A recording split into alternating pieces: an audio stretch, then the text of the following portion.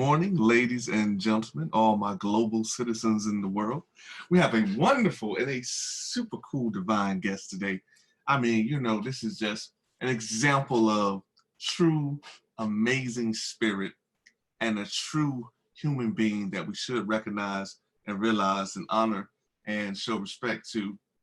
Our wonderful author, mother, wife, dope human being who goes by the name of Jasmine Lynn Pope. And before we start, you all should know that this wonderful lady is an author. She tells an inspiring story about her purpose. She spills the details about the recent experiences. Jasmine is conquering the world while maintaining a family and a business.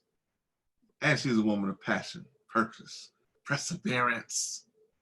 She has built her life around helping others overcome the mental, the emotional, and the spiritual barriers, that have not stopped them from pursuing their purpose to the fullest.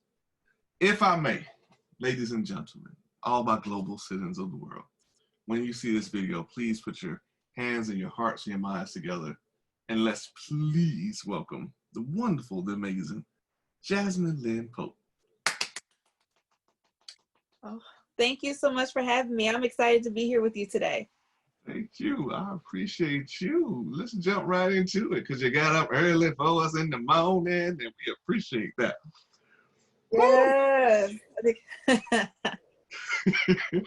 It's so much stuff to start at. I don't even know where to start. I'm just gonna say, how does one find their passion and their purpose, and then discover some type of perseverance? Because as you know, in this COVID-19 self-quarantine situation, amongst with the protesting and the riots, we need you, Jasmine. Come on, what you got for us? We need you. Yes. So, finding your purpose is, a lot of people talk about, let me go read this book. Let me find this book. This book is going to tell me, these steps to take and all of that. But really for me, finding my purpose is really through developing my spiritual relationship with God, and going to him and just saying, hey, what is it that I am truly supposed to do? What am I really meant for? And so it really came out of understanding the things that I love, as well as the pain that I've gone through in my life. Both of those things combined really help us to understand what our purpose is for. And so being a woman who has, had children out of wedlock, broken relationships, dealing with self-esteem issues, as well as my love for helping people, all of that came together, to really be able to do what I am now. So I just always tell people to look for those two things. What is it that you have a love for? What is it that you can do in your sleep? What is it that you could do where you don't have to get paid for it? It's just what comes naturally to you. And so those are the things that come naturally to me, being able to help people, being able to help them understand their pain because I understand mine, and just being able to use whatever avenues that are given to me to be able to do that. So I think that helps inspire other people to be able to find what their purpose is, especially in a time of COVID-19. I mean, we've got nothing but time right now, right? With quarantine and, not having to go to our normal jobs the way we were living life. And so I just inspire anybody, take this time, really seek that for yourself. Within the middle, it's not even just being stuck at one time, because your process to purpose is continual because there's levels to it, right?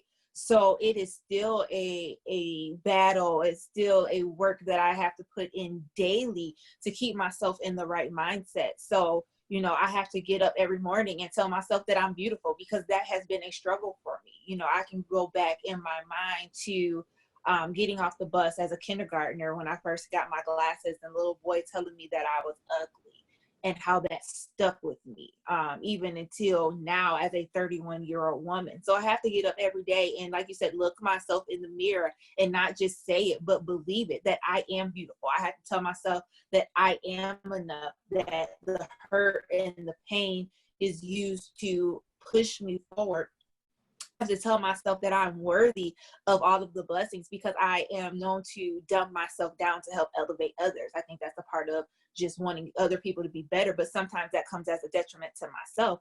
So I have to tell myself that you are worthy to get what God has for you in your life, you know, and blessings aren't always financial, but it's opportunities, it's the connections, it's the resources that you obtain as you work to fulfill your purpose. So it's daily going before myself, going before God, writing in my journal and telling myself I'm worthy of blessings. I'm worthy of love. I am beautiful. I am meant to go out into the nations and do what God has called me to do. So, you know, just taking that time every day throughout the day to not boast yourself arrogantly, but to build yourself up so that you can conquer yourself mentally, because it's in the mind where everything starts. And our mind is geared to be negative. So we've got to overcome that daily by putting positivity into it. So one of my favorite, she actually has a book, but one of my favorite YouTube videos is by Dr. Joy DeGroy. She wrote a book called Post-Traumatic Slave Syndrome, I believe is what it's called. And so essentially it talks about, let's go back to when, you know, our ancestors were in Africa. Our ancestors are in Africa, they're living life. Our white brothers and sisters come over and violently take us from our home, chain us in ships and ship us across the ocean to a new land. Did they ever get treatment for that? Did they ever get help for what they were going through? No. So now you've got people stripped of their identity, of their culture. They're brought over here. They're slaves. They get whipped, beaten, et cetera, et cetera. Did they get treatment for that? No. Okay, so we come out of slavery, but now we're in segregation, we're in Jim Crow, we're in all of these other things. We're fighting, we're marching, we're, you know, doing all the things, but did we get treatment for that? Did we get help for how we saw ourselves and overcoming all of those things? No. So, you know, we're dealing with generation after generation after generation that has just been taught to be strong, persevere through it, just get over it, you know, all of those different mindsets that are taught. So it hasn't been ingrained in us that it's okay to get help for these things that we're going through. So you have that piece of it. But then you have, you know, things like the Tuskegee syphilis experiment, where our Black bodies were, you know, manipulated to test for this. And we didn't get an apology for it until 1992 by Bill Clinton. So now we have a mistrust and a distrust in the systems that are supposed to help us. So that, along, you know, coupled with the fact that we just feel like what goes on in this house stays in this house. So whether that's the house that you actually live in, or your family, or in your church, or whatever, we sweep things under the rug. We don't really deal with it. And so it has created this pervasive culture that we should not go outside and seek help for what it is that we're dealing with. And so that has become a part of my mission to say, no, it's absolutely okay for you to see a therapist. And there's therapists that are like you, you know, Black and brown skin brothers and sisters that can understand the pain that you've gone through, because we go through it too. And we're not doing this just simply because we have a degree, but because we really want to help and change the tide of our culture to really get help so that we can be our best selves. So I think when you look at the history of things, we have to look at it from a standpoint of,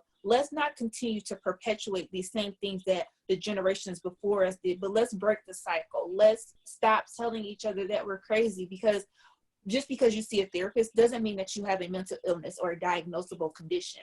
You might just have mental health problems, low self-esteem, just want to work on dealing how you see things, because maybe sometimes you have a pessimistic nature, or you just simply want to have an outlet where you can talk to someone without judgment or fear that it's going to be shared across social media and in your family and everywhere else. You know what I mean? So I think when we change our mindset of what therapy really is, and knowing that we have the resources to be able to help within our own community, that will help change how we see it, and encourage other people to go out and seek the resources that are out there.